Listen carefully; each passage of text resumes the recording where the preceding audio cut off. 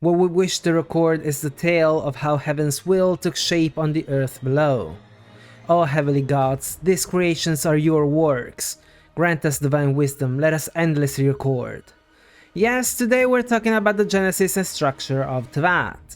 To make this video, I gave up on my old theories and read everything again in order to try and figure out what really happened, also using the Chinese version, and I befriended the dictionary, and manually translating the Japanese one, since I can actually do that.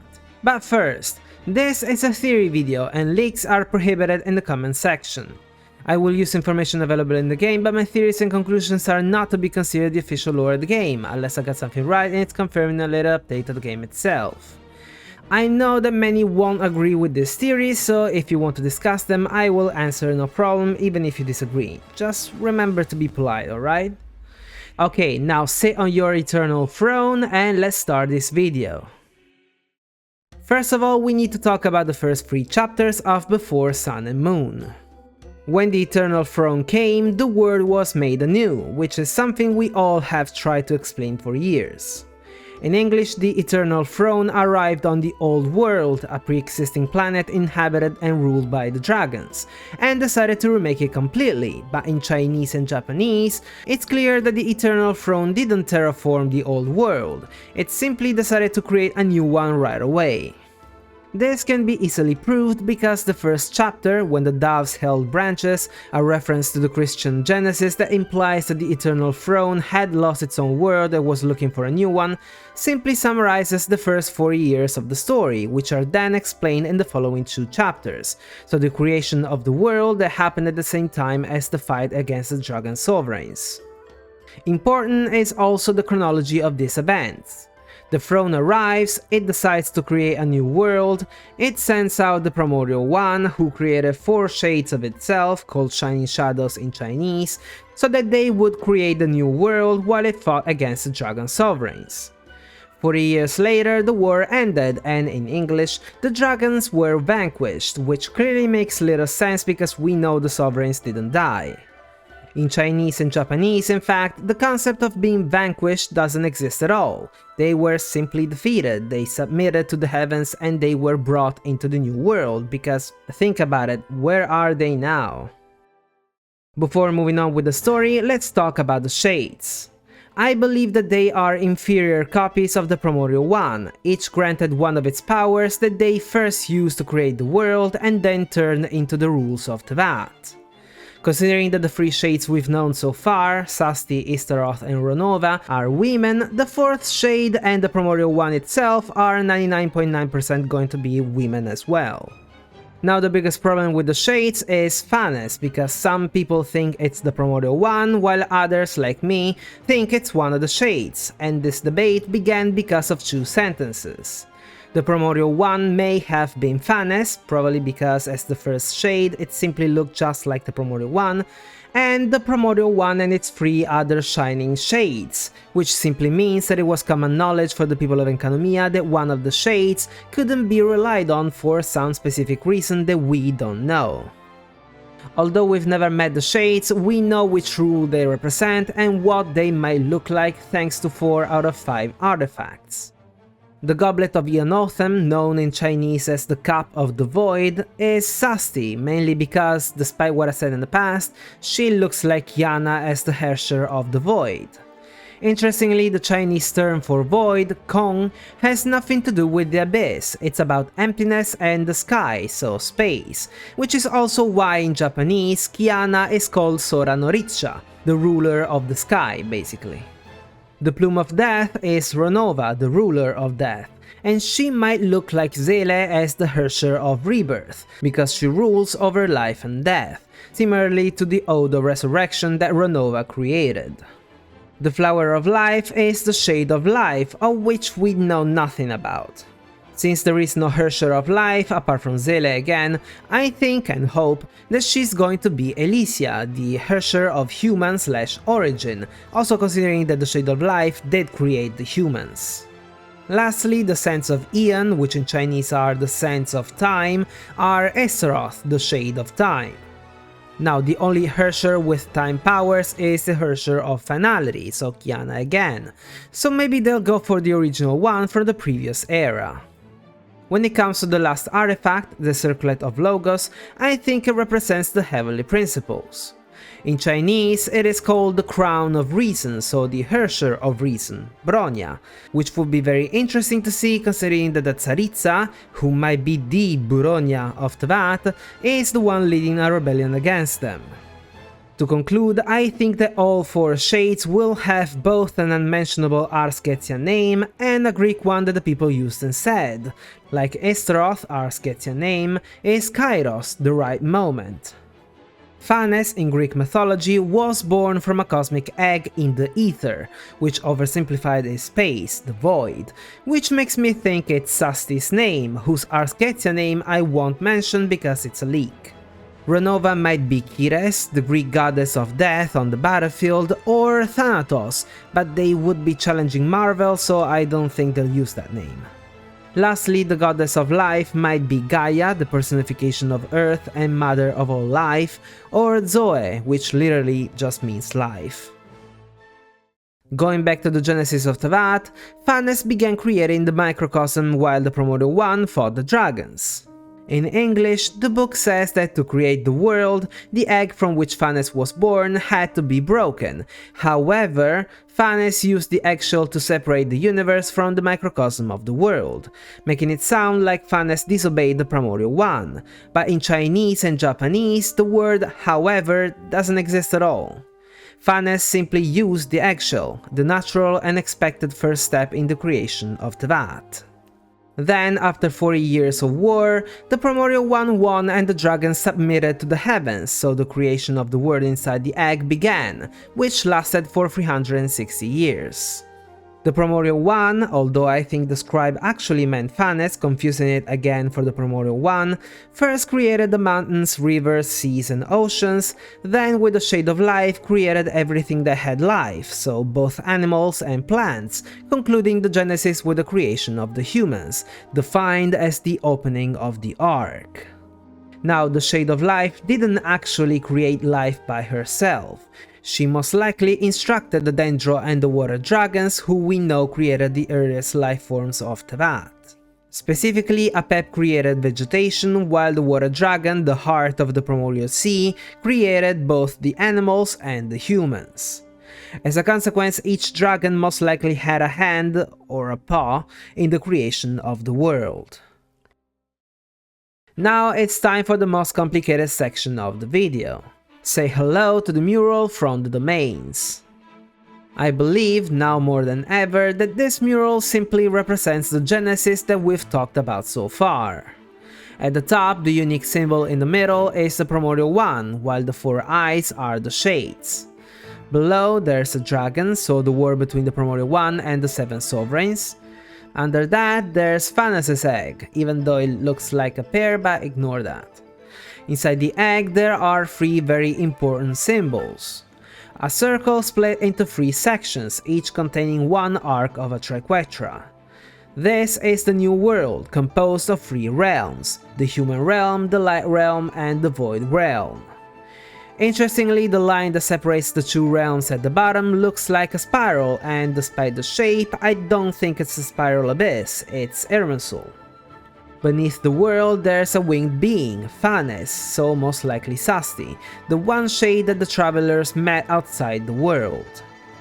Then we see a spiral-looking symbol that connects Phanes to another circle with a Triskelion drawn inside. I believe this represents Phanes taking stuff from the old world through a hole in the egg, and this is what the egg needed to be broken actually meant, in order to use it to create the new world.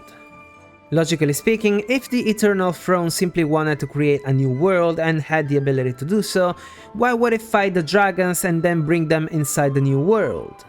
That means that it needed the old world as construction material for the new one.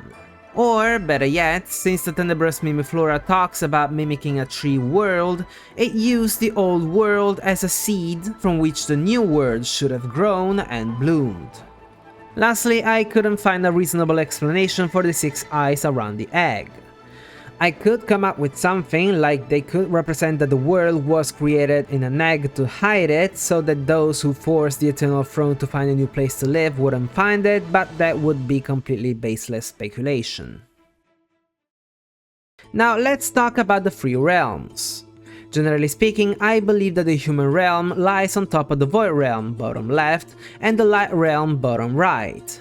The human realm is the easiest one to explain because it's the place that we're exploring.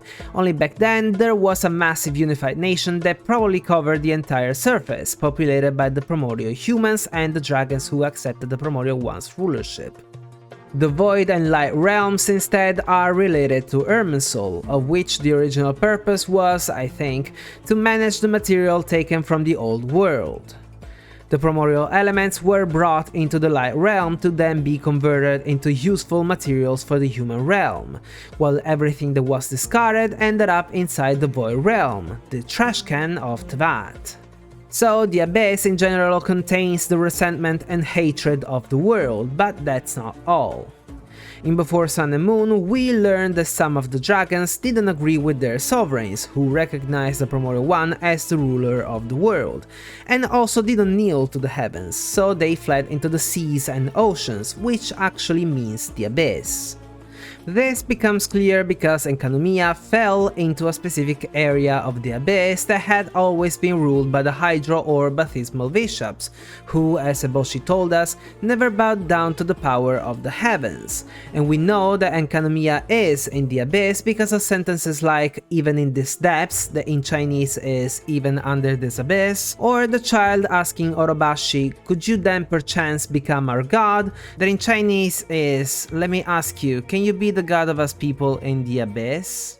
Now, in one of my videos about Natlan, I deduced that, just like the Light Realm has 7 sovereigns and the Human Realm has 7 archons, then the Abyss most likely has at least 1 or maybe even 7 rulers as well. And I think I actually almost made the right call. In The Serpent and Drakes of Tokoyokoku, in English it says, "3 corners in darkness shrouded, the void by 5 saints clouded," which is a very artistic translation, so artistic that its meaning has been completely lost. In Chinese, however, it actually says, "the 3 corners separate the darkness," and this refers to the triangular borders of Enkanomiya that keep the Abyss out. "The 5 saints are hidden in the void." These 5 saints are most likely the rulers of the Abyss, and they could be monsters born from resentment or even 5 mutated bishops, but with the introduction of Gosoyothoth, the heart of the Abyss, I was reminded of Exodia the Forbidden One from Yu-Gi-Oh! 5 cards representing 5 body parts that, if in the graveyard, they'll special summon the legendary Exodia incarnate. Remember how the crystal from Caribert was held by 6 chains? What if defeating a saint breaks one of them, leaving the last one for the actual entity imprisoned inside the crystal? You know, the same crystal Nabu Malikata said that the disaster between the stars and the Abyss would have emerged from. Back to the story of Teyvat. After the ark's opening, the humans of the Primordial One were happy, everything was fine and blissful, it was literally a paradise. Then, after an unknown amount of time, because some pages of Before Sun and Moon are missing, as the ellipsis hints at, the second throne of the heavens arrived and fought against the Primordial One. This was the funerary year. During this war, as Eboshi explained better, the heavens capsized and the earth was ripped asunder. Basically, the whole world ended up upside down and the land sank, although some places retained their original direction while the whole world turned, reason why many underground places like the unnamed city in the chasm are literally upside down. When the second throne eventually won, it earned the right to reshape the world, so it seized the authorities from the dragons, and this is the reason why both Apep and Novelette called it the Usurper, although in Chinese it's simply the Visitor from Outer Space. Then, just like the Eternal Throne, it also produced a being, the Heavenly Principles, that descended into Teyvat, becoming the first ever Descender, but also the new ruler of the human realm. They subjugated the Shades because they had dominion over the rules of the world, and then created the continent of Teyvat, a smaller place compared to the unified nation, all under the new order dictated by fate, a new concept that they introduced. The dragons didn't agree with these changes, so Nibelung, the Dragon King, decided to use forbidden knowledge as a substitute power to defeat the Heavenly Principles, which led to yet another major war, the War of Vengeance, that almost completely destroyed the whole world. The Heavenly Principles won again, but after 2 major wars, the world was completely devoid of people. Because the water dragon died in this war, the primordial sea lost its heart and couldn't create new life anymore. So the Heavenly Principles tasked the Shade of Life with the creation of a new heart, an artificial dragon sovereign of water, Egeria, created specifically to produce a new version of humanity that the Heavenly Principles then threw into the world, just like what Shocklanu Bakan told us in Oshkanatlan. Since we mentioned it, let's talk about Fate, which is actually pretty easy to understand. Fate keeps the Shades under check because it defines when and how their rules will take place, but it also defines the course of a person's life.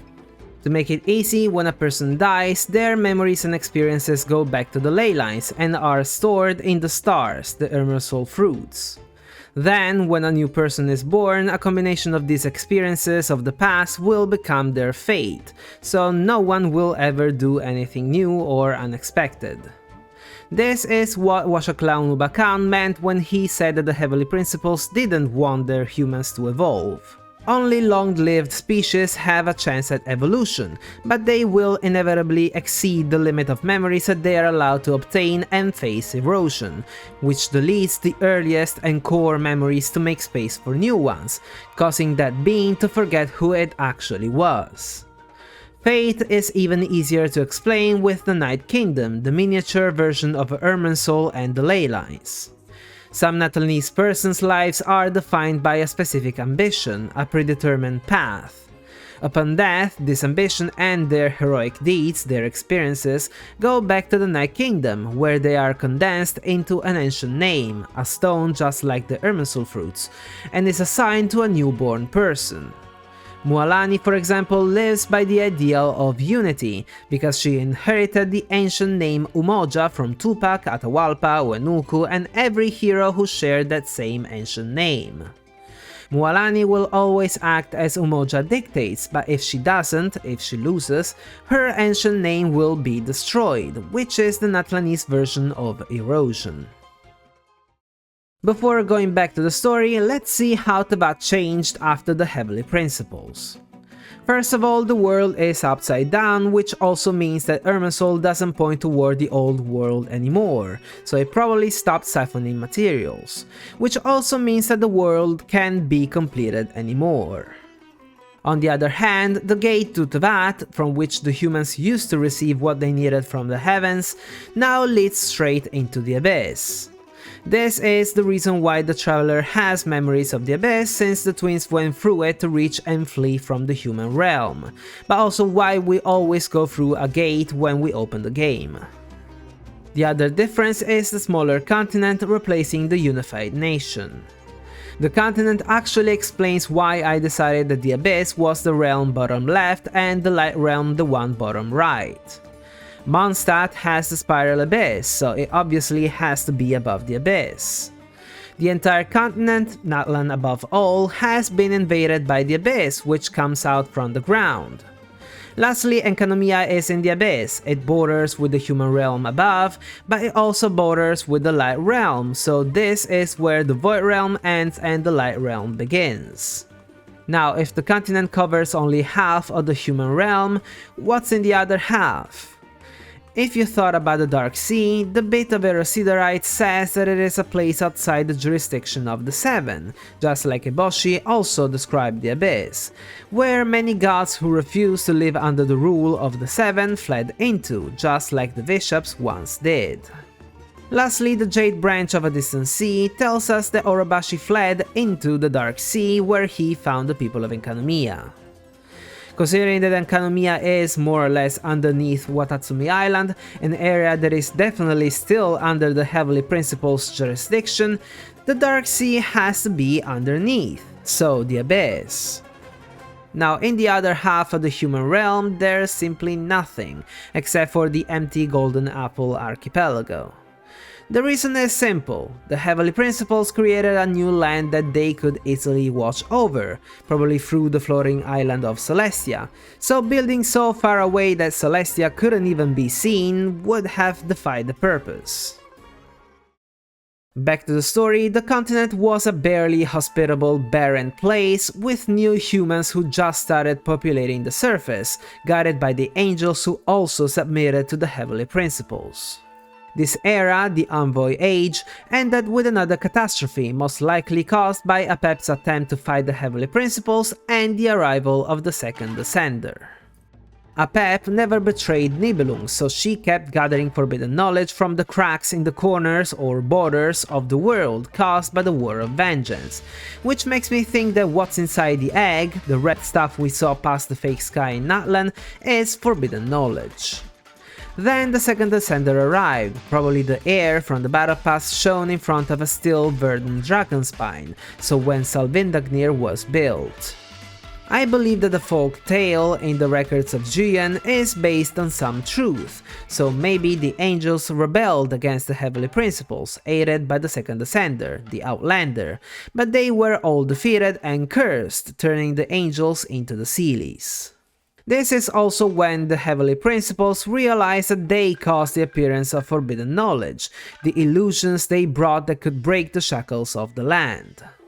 Frightened by this, they sent down the celestial nails that mended the cracks in the world, hitting and stopping Apep in the process, and with the nails, the Seelies were also exiled to the surface, since Nabu Malikata ended up in the desert created by one of those nails. These nails might have come from the Lunar Palace, which could have been one of the moons, or maybe what the floating island of Celestia originally was. With the angels out of the equation, the humans lost their guides, so the Heavenly Principles used fragments of the dragon's authorities to create the gods of old that would have replaced the angels. The last section of the history of Teyvat happened right before the Archon War, when the third Descender arrived. Skirk said that the noses are the remains of the third Descender, but remains in Japanese is ikotsu, meaning either the ashes of a dead person or the remains of someone who died in war. Novelette's vision story instead says that the usurper, the second throne, crafted the noses with one who came after, but in Chinese it says that they did it together with the one that came after, and in Japanese it's together with another successor. How did the second throne work together with a dead Descender? I think that each Descender or successor has been sent into Teyvat to look for something specific by the second throne, the glorious kingdom established among the heavens. This would also explain why Venti tells the traveler, the fourth Descender, "This is the story of your journey, of your tale to be told," while showing the second Descender looking for the Genesis Pearl. So I think that the third Descender was sent to acquire the elements of the Light Realm from potentially the Celestial Nails, probably to suppress the original order of Teyvat, the dragons. When the third Descender, as agreed, acquired all 7 primordial elements, they died. The Heavenly Principles used their remains to craft the Gnosis, they caused the Archon War to get rid of the gods of old, taking back the fragments of the dragon's authorities used to create them, and in the end they gave the Gnosis to the new overseers of the Moral Realm, the 7 Archons. The reason behind the third Descender's death, though, are unknown. If we take into consideration the resentment Skirk talked about, then maybe the Heavenly Principles eventually betrayed the third Descender. Or maybe the third Descender changed the idea, betrayed the Heavenly Principles, but was disposed of in the end. If instead acquiring the 7 elements was what caused the third Descender's death, then what will happen when the traveler acquires the 7 elements of the human realm? Before the last chapter of this video, I'd like to talk about some similar stories that might explain Teyvat. In Gnosticism, there's the story of the Aeon Sophia. She was the youngest Aeon, an emanation of God called Vithos, who was expelled from the Pleroma, the collective of 30 emanations of God, because she tried to create something on her own rather than with her partner or syzygy, Theletos. Her resentment and suffering caused the birth of the Demiurge, who created the imperfect world and the imperfect humans. Then Vithos decided to forgive her and sent Theletos to get her back, but also to give knowledge, aka Gnosis, to the imperfect humans, so that they could be saved upon death and be granted access to the heavens. To do so, Theletos sent into the imperfect world two emanations of himself, the male Christ and the female Holy Spirit. I think Sophia is the primordial one, the Demiurge became the four shades, Theletos is the second who came, and his emanations became three, the heavenly principles, just like the Trinity or even maybe the Moirai in Greek mythology, the personifications of fate, since the heavenly principles did create fate in Teyvat.